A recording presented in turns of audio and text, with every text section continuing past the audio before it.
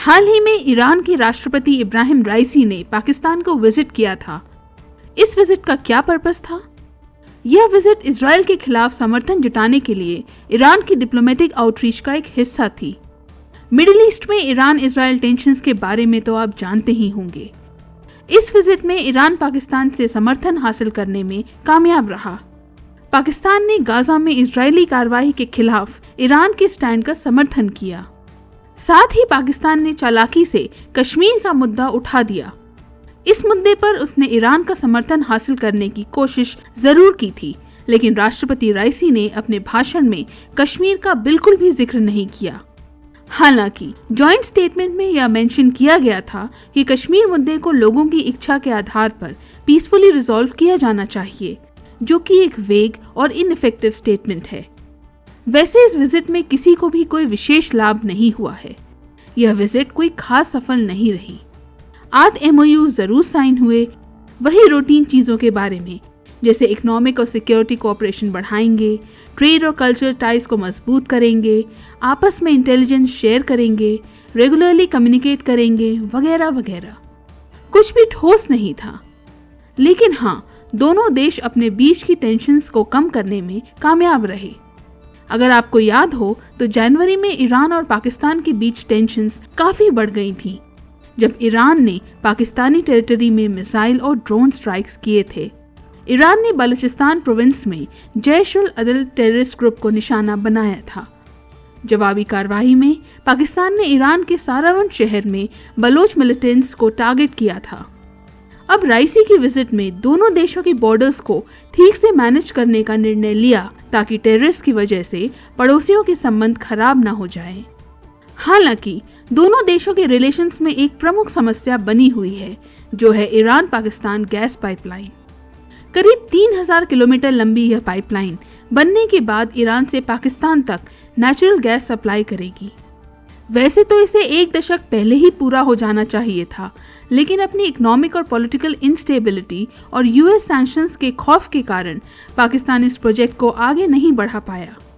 Iran ने इस project में बहुत ज्यादा इन्वेस्ट किया है और इसलिए वह चाहता है कि पाकिस्तान प्रोजेक्ट के अपने हिस्से के कंस्ट्रक्शन को जल्द से जल्द पूरा करे। हम जानते हैं कि ईरान ट्रेड के लिए नए मार्केट्स ढूंढ रहा है, ताकि वह इकोनॉमिक सैंक्शंस को बाईपास कर सके। वो अपने एनर्जी एक्सपोर्ट्स को डाइवर्सिफाई करना चाहता है। ईरान के नेचुरल गैस मार्केट को एक्सपैंड करने के लिए इस पाइपलाइन का पूरा होना लाभदायक होगा। ईरान प्रोजेक्ट के अपने हिस्से का कंस्ट्रक्शन पूरा कर चुका है, लेकिन पाकिस्तान ने अपनी टेरिटरी में आने वाले हिस्से पर अब तक कोई खास प्रोग्रेस नहीं की है। तो ऑलरेडी काफी ज्यादा डिले हो चुके इस गैस पाइपलाइन प्रोजेक्ट का फ्यूचर काफी ज्यादा अनसर्टेन है।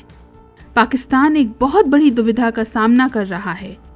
यदि वह पाइपलाइन को बिल्ड करता है तो अमेरिकी सैंक्शंस लगने और IMF के सपोर्ट के जाने का खतरा होगा, जो कि IMF और अन्य देशों के बेलआउट्स पर जैसे तैसे सरवाइव करने वाले देश के लिए काफी बड़ा जोखिम होगा। पाकिस्तान अभी भी इकोनॉमिक इंस्टेबिलिटी से जूझ रहा है।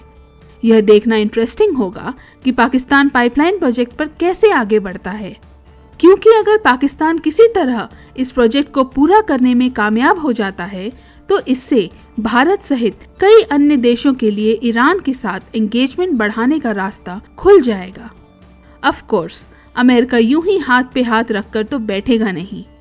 वो पाकिस्तान पर इस प्रोजेक्ट को पूरा न करने का प्रेशर जरूर बनाएगा, और यदि पाकिस्तान US के प्रेशर में आके पाइपलाइन को बिल्ड करने में विफल रहता है तो उसे पेनाल्टीज भुगतनी पड़ेंगी, क्योंकि उसने 2009 में ईरान के साथ इस पाइपलाइन के एग्रीमेंट को साइन किया था और इस एग्रीमेंट में डिले के लिए पेनल्टी का प्रावधान था।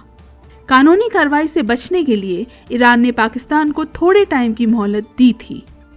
जैसे जैसे डेडलाइन नजदीक आ रही है, पाकिस्तान जुर्माने से बचने के लिए डेडलाइन से पहले पाइपलाइन के कम से कम कुछ हिस्से को पूरा करने की कोशिश कर रहा है।